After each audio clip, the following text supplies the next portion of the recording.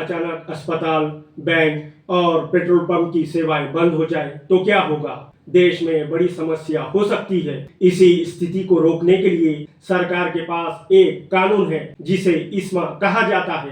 कभी कभी आपने खबरों में सुना होगा कि सरकार ने इस्मा लागू कर दिया है और इसके बाद कर्मचारियों की हड़ताल पर रोक लगा दी जाती है। इस्मा यानी इसेंशियल सर्विसेज मेंटेनेंस एक्ट, ये एक ऐसा कानून होता है जिसे सरकार तब लागू करती है जब किसी जरूरी सेवा बंद होने से आम जनता का जीवन प्रभावित होने लगे।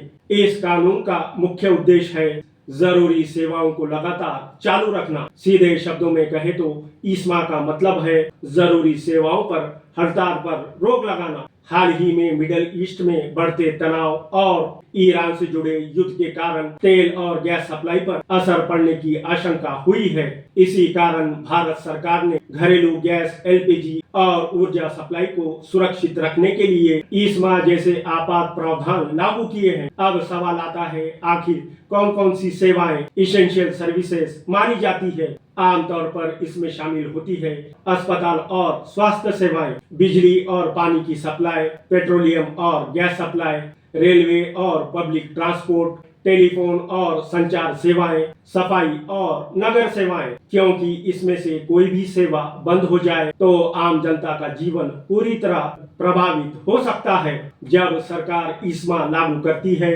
तो उस विभाग के कर्मचारियों के लिए कुछ नियम लागू किए जाते हैं। जैसे सबसे पहले हड़ताल करना अवैध हो जाता है, मतलब कोई कर्मचारी जानबूझकर काम बंद नहीं कर सकता। अगर कोई कर्मचारी काम करने से मना करे, हड़ताल में शामिल हो या हड़ताल के लिए लोगों को उकसाए तो उसके खिलाफ कानूनी कार्रवाई हो सकती है। इस्मा एक ऐसा कानून है जिसका उद्देश्य है जरूरी सेवाओं को बिना रुकावट जारी रखना, और जब सरकार इसे लागू करती है तो संबंधित विभागों में हड़ताल पर स्थायी रूप से रोक लगा दी जाती है। और ऐसे ही आपको कानून, नागरिकता और संविधान से जुड़े महत्वपूर्ण विषयों को आसान भाषा में समझना है तो मेरे इस चैनल इंडियन हेडर्स को सब्सक्राइब करना ना भूलें।